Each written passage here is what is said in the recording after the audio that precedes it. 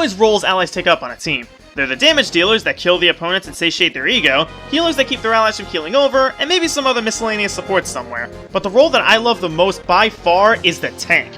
These big guys are the ones protecting their teammates so they can get their jobs done easier. It's a tough job, and I feel it doesn't get as appreciated as it should, as to my knowledge, nobody has tackled this topic for a countdown. At least, not until now. I'm taking it upon myself to talk about my favorite tanks in gaming. Now I'm going to clarify what I consider a tank. A tank to me is a bulky ally, potentially with a focus on defense and drawing enemy aggro. Well, it's time to talk about some hefty fighters. Let's roll!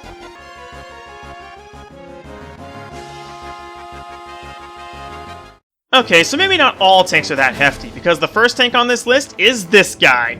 This lad.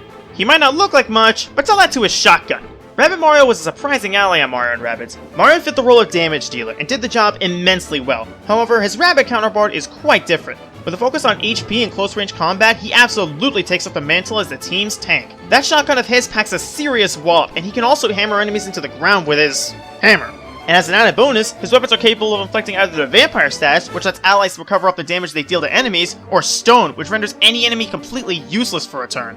But wait, he has a couple more tricks up his sleeve. He also has a shield, which is pretty weak for the most part, but more importantly, he has an incredible ability, the Magna dance. And it's exactly what it sounds like. Look at me, I am the dancing robot. Oh yeah, check me out. Keep looking over here. Do not get distracted by other things. With the enemies close by, you can either take the opportunity to have allies retreat or slam them all with his hammer. Personally, I prefer the latter because I'm sadistic like that. Altogether, Rabbid Mario is an excellent tank and a great way to start this list.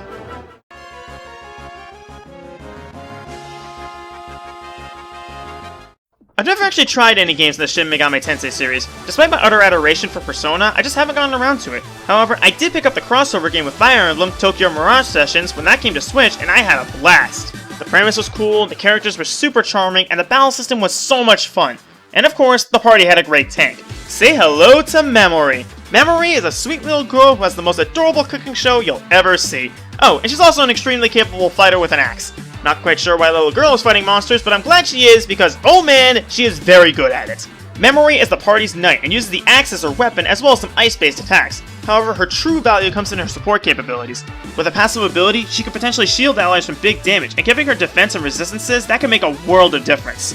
On top of that, she can up party members' defenses and potentially cast shields to reflect attacks. And when you get the chance to promote her Mirage Drog, you get two choices. You can go Berserker and just pile on the offense, or General where she becomes an even better team player. So take a guess which one I chose. All in all, Mamori certainly came out of nowhere, but showed her prowess as an excellent tank regardless.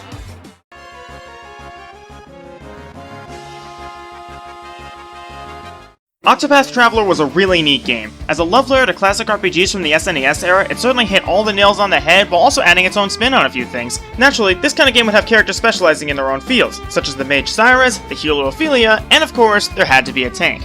The one and only Olberic. Olberic was my first choice when I played the game, and man did he set a great first impression. Olberic was a former knight, but chose to step down after his best friend struck down the king he was meant to protect. Relocating to a remote village in the mountains, he was content to live his life as a simple man. However, his old life just couldn't leave him behind, and after saving the village from bandits, he decided to try and find out why his friend would turn traitor. That alone is already a wonderful character, but there's more to Olberic than just that. He's the default warrior of the team, specializing in attack, defense, and HP. As well as that, he has several abilities befitting a tank, such as bolstering his offense and drawing enemy attention for a period of time. As well as that, he has a passive ability that lets him power up his guard action and can let him take hits for allies. Sure, any character can be a warrior and inherit these same traits, but the reason I chose Olberic is because he's natively a tank. And it is rather fitting that he made it to number 8 on this list.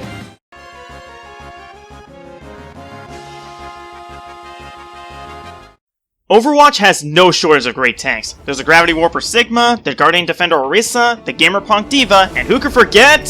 The Hamster. But you should all know who my favorite tank in the game is by now. The Russian hero, Zarya.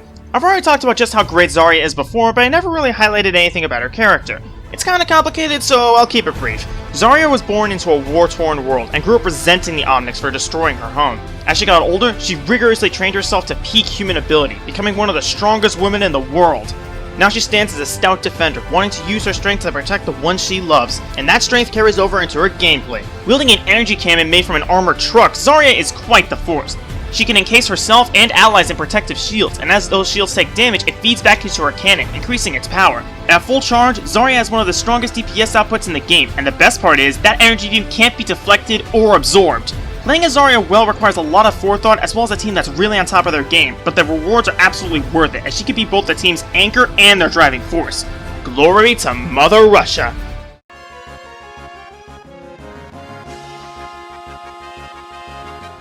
If I were to pick my choice for funniest RPG series, I would definitely choose Hyperdimension Neptunia. This series never wastes an opportunity to show just how self-aware and charming it is. A large part of that comes from the four goddesses. There's the adorable Neptune, the loner Noir, the gamer Vert, and a candidate from this series, the quiet yet short-tempered Blanc.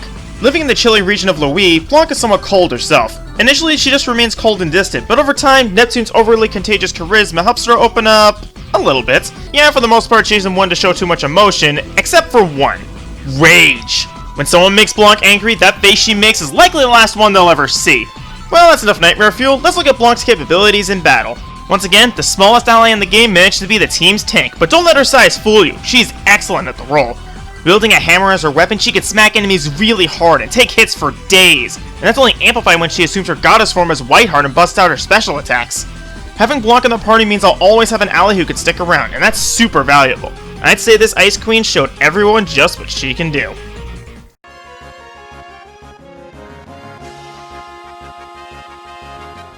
The Kingdom of Armello is full of all sorts of interesting characters, and there are definitely a few that fit the bill of a tank. And my pick for this list is the Fearless Warrior, the Unyielding Knight, the Shield Maiden, General Magna. Magna of the Wolf Clan is certainly a tank to be respected. In her youth, Magna wanted nothing more than to protect those in the Wolf Clan. But when the Alpha was slain by the traitor Fang and the young Thane was forced to adopt the position, Magna decided she needed to find someone more capable to defend. However, after years of searching, she found no such champion, and that's when she decided she needed to change Armello herself. Deciding that lineage was meaningless, she decided to take up her shield and use her bravery and willpower to lead Armello to a brighter future. And yeah, that shield isn't just for show. Magna focuses heavily on her body and fight stats, definitely taking up the tank moniker. Her passive ability allows the shield cards burned in battle to gain reflect, allowing her to play offense while on defense. As a result, it's really easy to last a long while with Magna, especially if you get gear that gives her even more defense. I've certainly taken a shine to Magna, and while she's not my favorite hero to use, she's certainly one of my favorite tanks.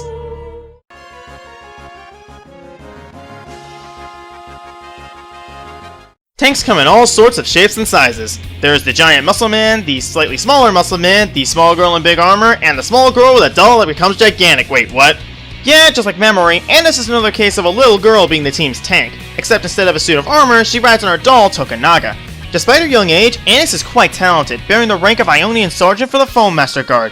What that means in layman's terms is that she's the personal bodyguard for the highest ranking official in an entire religion keeping the peace between two kingdoms. She is really dedicated to her job, doing everything she can to protect Foam Master Ion, showing incredible bravery throughout. Of course, when things calm down, she doesn't waste a chance to show her childish side. But that's enough political talk, let's get into how Anise is on the battlefield. With the help of Tokunaga, she is quite tanky, and the two work together to be a massive threat. Tokunaga handles physical attacks, while Anise uses her staff for magic attacks. She has light magic, dark magic, and can summon a giant hammer. Yeah, sure, why not? With this kind of versatility, she is one of the best allies to have on hand for boss fights, especially since the light and dark photon fields her spells create can be used for a multitude of arts. Don't let the adorable face fool you, this tank means business.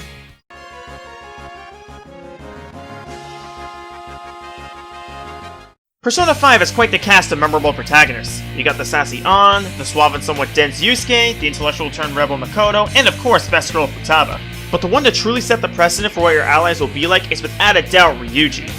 This guy is a perfect example of the kind of tone Persona 5 is going for.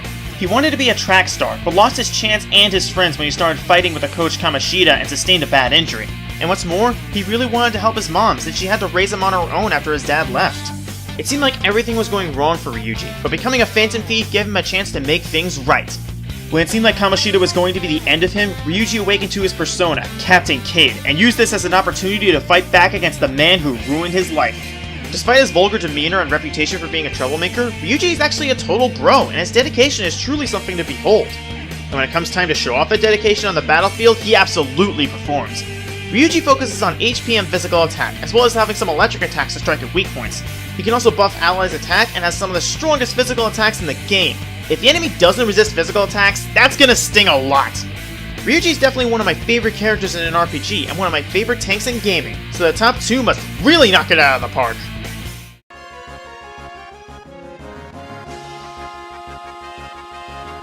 So if I told you my next pick was from Team Fortress 2, would he require any introduction? Of course not. You know him, you love him, make way for the heavy weapons guy! This right here is one of the most beloved characters gaming has ever had. On the battlefield, the Heavy is a dedicated warrior who just mows down all in sight with his precious minigun. However, at the same time, he could be the single funniest character you'll ever see. When he's fighting, he makes minigun noises and calls everyone around him babies, and it is just hilarious. As if that weren't enough, he could do multiple dances and always elicits chuckles just from eating a sandwich he brings to battle as a snack. Oh man, the devs were having way too much fun with this guy. But if that were all the Heavy had, then he wouldn't have made it this high. Unfortunately, his abilities as a tank are truly impressive.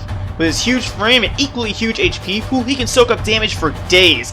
Paired with a good medic and smart play, a Heavy could just stick around and mow down the enemy mercenaries non-stop. Especially if that medic has a crit screen, that's just utterly terrifying. Truly, the Heavy is just about invincible! Almost. Yeah, that large body and sluggish movement means that a single sniper bullet to the head or a spy knife to the back means game over. Despite that though, I still have so much fun playing as the Heavy, being the bullet sponge and occasionally sharing my snack with my teammates. I'm sure on someone else's list, he could have easily taken the top spot. However, my list has someone just a little bit better.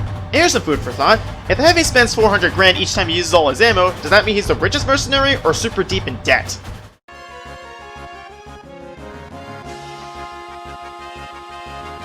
By this point, I think I've shown what makes a tank memorable in my eyes. Not just being good at their job, but also being an entertaining character too. And my number 1 choice aces both of those points superbly well. And to find out who it is, all you need to do is look at your watch. Cause it's Reyn time! When I think of excellent tanks in games, Reyn is easily the one my mind immediately jumps to. Let's start off with this guy's character. Reyn is Shulk's childhood friend, and has been with Shulk through thick and thin. While Shulk is quite the intellectual, Reyn isn't. Not to say that he's dumb, but he clearly thinks more with his muscles than his head most of the time. However, the biggest muscle in this guy is without a doubt his heart. Reyn often acts like the big brother of the group, helping console people that are having it rough, and just filling everyone with confidence.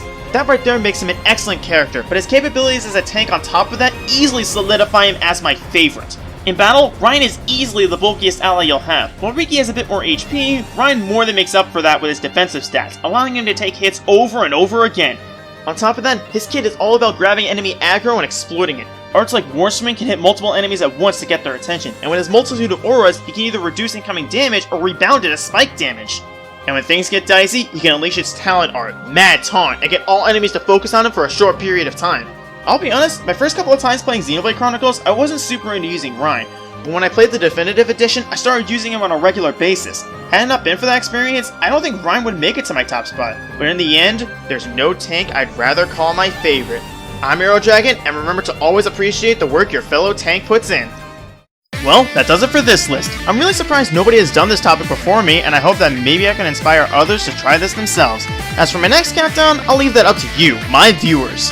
Do you want to see me talk about my favorite healers, or see which Gen 8 Pokemon are my favorites? There'll be a strong poll in the description to cast your votes. Also, the thumbnail and my new outro theme were done by my very good friend, the Blanc Commander. I'll leave a link to his channel in the description so you can go check him out. He absolutely deserves it. Well, until next time, this is Dragon, signing out.